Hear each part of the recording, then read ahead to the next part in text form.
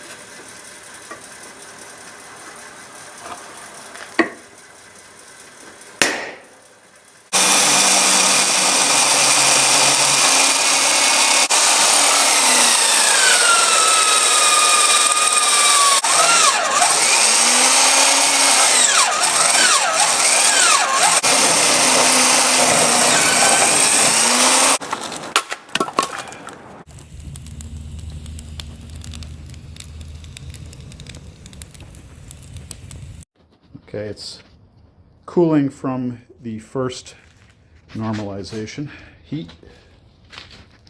It's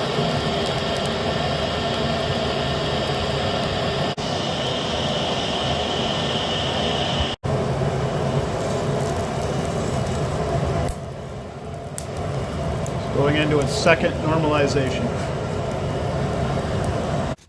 Okay. Letting it cool after the second normalization.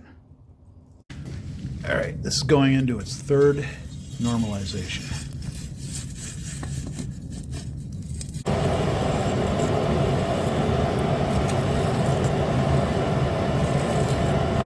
Okay, it's cooling from the third and final normalization. So I have clayed up both sides of the blade, and hopefully I've done it right. It's what I usually do, and I'm going to put it in there to dry, and then we'll get going on the quench. All right, it's dry, and we're gonna go for the quench. All right, this is the heat for the quench.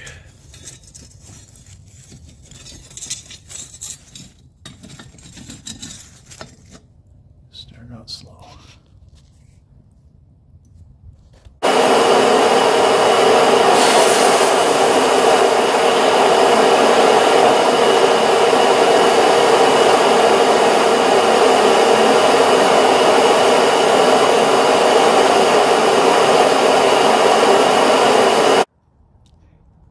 Okay, this is post-quench. It took a little bit of a bend, but enough of a little bit that I'm going to normalize it again and requench, because that's too much of a curve. I did two quick test cuts. And one place it did not work, and another place it did cut the nail. So it cut the nail closer up here, so I think I have to be more careful and get treated evenly. Hopefully, that's the issue. All right, this is another normalization after the quench. It did actually take a curve in the right direction, I noticed that. So hopefully this next quench I can get it to behave better. And yet another normalization. This will be the 5th today, the 2nd after the quench, the first quench. Okay, second clay, second. I'm gonna dry it off for the second quench. Okay, clay for the second quench is dry.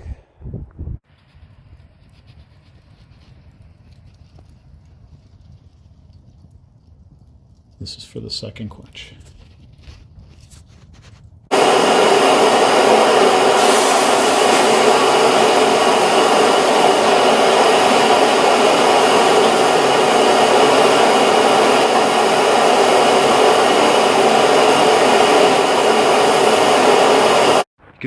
You can see it took a nice curve. I'm really happy with that. Question is, will it cut the way I want it to cut? And that is something that remains to be seen. Okay, I did this already, but the camera wasn't on. So I'm bummed. Alright.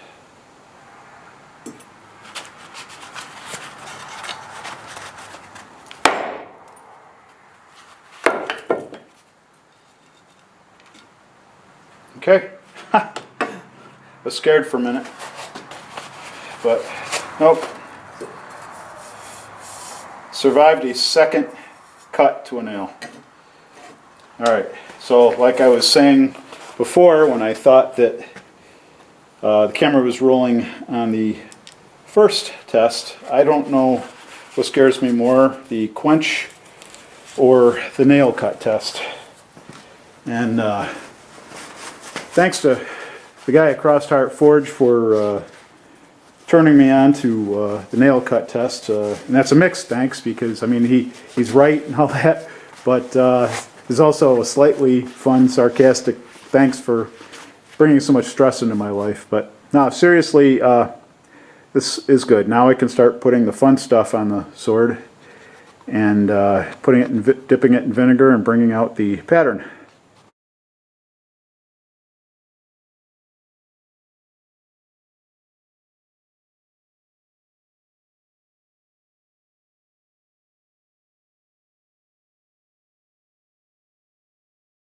Okay, feeling much better.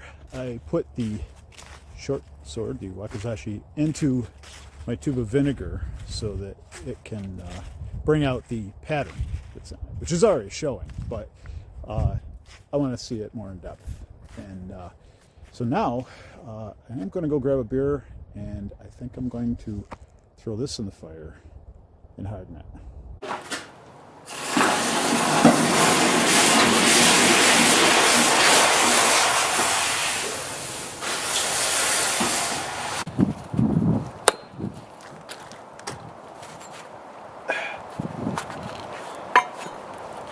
Well, he just drove it in. Okay, thanks for hanging out. Successful quench. Needless to say, very happy. So, not a successful quench on the, I guess, Franken-spear or whatever. That's okay, it's just a fun piece. But this one, definitely successful quench. And there's, like, really such minimal warpage, I'm not concerned about it. So next steps for this are to make fittings, and I've already got a habaki started for it, so I have to finish that up. So I don't know, maybe that'll be a next week thing or not, but probably see how the week goes. So hope you had a good week, and I will see you on the other side of this one. Stay well. Be good.